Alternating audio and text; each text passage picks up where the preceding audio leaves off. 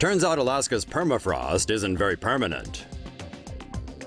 Permafrost covers nearly a quarter of the northern hemisphere, and if that melts, life as a whole lot of folks know it will be put on ice. Alaskan permafrost, layers of soil that remain consistently frozen, is thawing, and scientists think this may lead to a further rise in global warming, regardless of attempts to curb it. According to the New York Times, researchers withdrew water and sediment samples from permafrost cores and installed temperature probes in the ground. Their aim is to better understand how permafrost interacts with the environment. In northern Alaska, permafrost 65 feet deep is said to have warmed from -8 to -3 degrees Celsius over the past decades. Globally, permafrost is believed to hold approximately double the amount of carbon currently in the atmosphere. When it defrosts, the carbon is sent back into the atmosphere. Scientists believe this could warm the planet over the coming centuries. Global warming really isn't cool, but those who try to beat it are. Go Team Earth! Global warming could unleash viruses in permafrost. Scientists warn that climate change is melting permafrost soils, which may lead to the release of ancient viruses and bacterium. Permafrost is permanently frozen soil. It is a good preserver for microbes and viruses because of low temperatures and the lack of oxygen. As temperatures in the Arctic Circle rise, the permafrost melts, which may lead to the release of trapped viruses. Layers of permafrost could also be exposed by mining and drilling operations. Meanwhile, bacteria that can form spores are able to survive longer compared to bacteria that do not form spores. In August 2016, more than 20 people were reportedly infected by the anthrax virus that was released by thawed permafrost in the Yamal Peninsula in the Arctic Circle. Could geoengineering help save the planet? With global warming causing heat waves and rising sea levels, and potentially bringing about more devastating consequences, scientists are turning to climate engineering solutions to keep temperatures down. Geoengineering has two approaches to cool the planet: carbon dioxide removal and solar radiation management. Taking the direct air capture approach is Swiss company Climeworks, which uses several collectors to suck in air that contains carbon dioxide.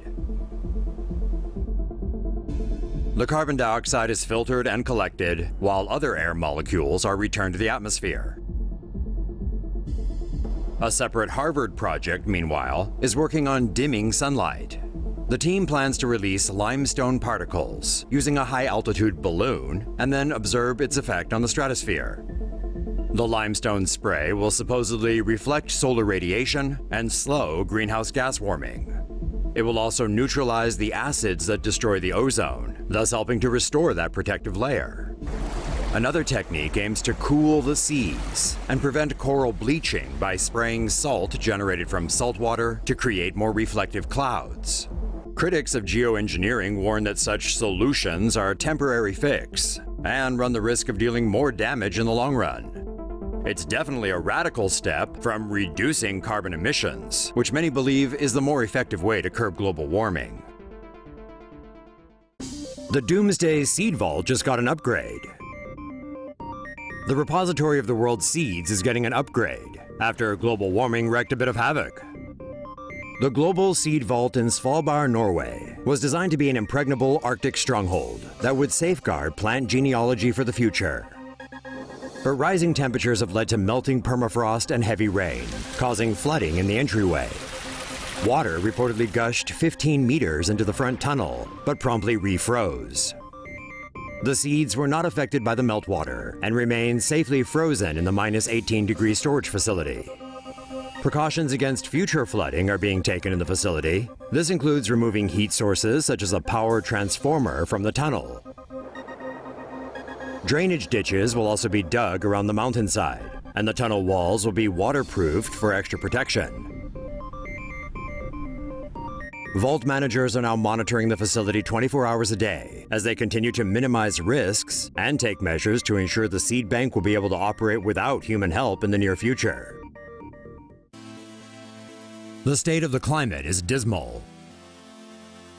A report from the U.S.'s National Oceanic and Atmospheric Administration confirmed that 2016 was a year of extreme heat, surpassing 2015 as the warmest year since records began 137 years ago. A strong El Niño, coupled with long-term global warming, led to land and sea surface temperatures reaching unprecedented heights in 2016, making it the hottest year on record. The planet's greenhouse gas emissions likewise went up, with carbon dioxide concentrations increasing to more than 400 parts per million for the first time ever. Global sea levels are at their highest, at 3.25 inches more than the 1993 average.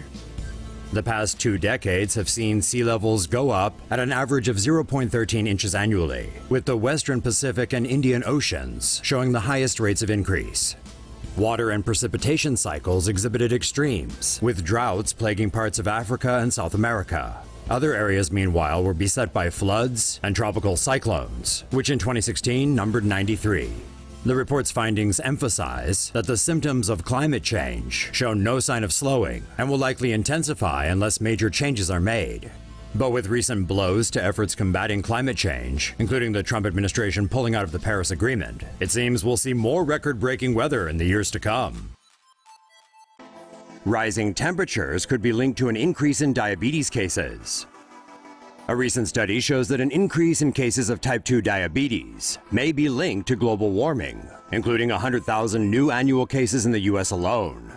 According to the Centers for Disease Control and Prevention, about 1 out of every 3 Americans will develop type 2 diabetes. A study published in the journal BMJ Open Diabetes Research and Care found that as the average annual temperature rose by 1 degree Celsius, the number of diabetes cases rose by 3.1 per 10,000 people. Researchers suspect the rise could be due to the inactivity of brown adipose tissue, a natural body fat that produces heat from burning the fat stored in organs to keep the body warm when temperatures drop. If temperatures stay warm, the inactivity of brown adipose tissue can increase fat stored in organs, causing glucose intolerance and diabetes. According to the World Health Organization, about 422 million people worldwide suffer from either type 1 or type 2 diabetes.